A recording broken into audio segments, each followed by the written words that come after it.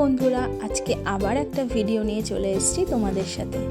আমি আর মাম্মাম রান্নাঘরে চলে এসেছি। দেখো, আজকে বানাবো ঘরে অনেক দিন ধরেই কিছু চিকেন ছিল, সেই চিকেন দিয়েই একটা প্রিপারেশন তৈরি করি। তার জন্য আমি নিয়ে নিয়েছি অল্প পরিমাণে আদা, 4-5 কোয়া মতন রসুন, আর 2-3টে কাঁচা লঙ্কা, একটা টমেটো, একটা পেঁয়াজ। এগুলো প্রথমে ভালো করে ছাড়িয়ে জলে ভালো করে ধুয়ে নেব। তার আগে আমি বলে দিই আমি কি বানাচ্ছি। আমি বানাচ্ছি চিকেন পকোড়া।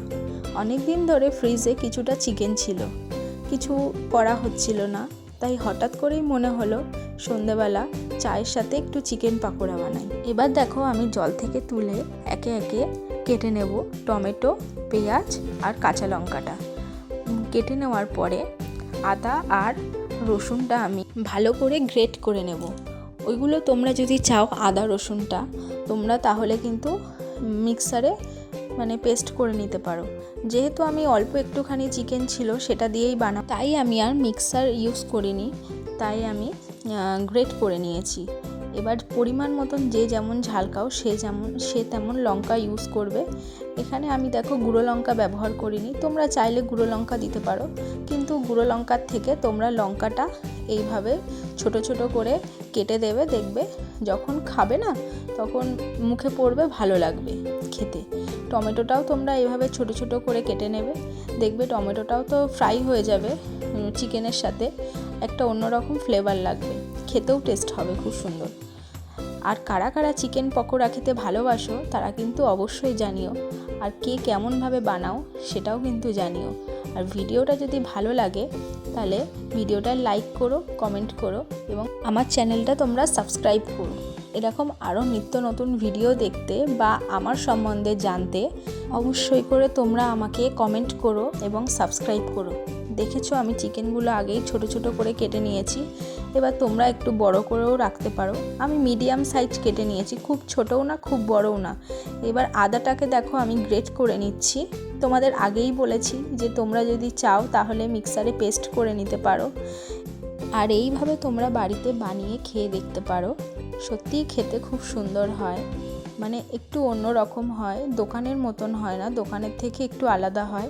দেখো, ঘরোয়াভাবে যে কোনো জিনিস করলে তার টেস্টটা একটু অন্যরকমই হয়, আর দোকানের খাবার তো দোকানের মতনই হয়, তাহলে তো ঘরে সেই ফিলিংস থাকে না।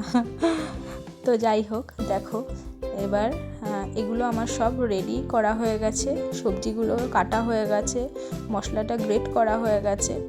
এবার আমি এর মধ্যে লবণ দিচ্ছি পরিমাণ মতন, হলুদ দিচ্ছি। হলুদের পরিমাণটা না একটু কম দেবে, বেশি হলুদ দেওয়ার দরকার নেই। আর এর মধ্যে আমি দিচ্ছি বেসন আর ছাতু। বেসনের পরিমাণটা একটু কম দেবে, 2 চামচ বেসন দেবে, 3 চামচ ছাতু দেবে যদি অল্প পরিমাণে চিকেন হয়। আর অবশ্যই একটা ডিম ফাটিয়ে দেবে।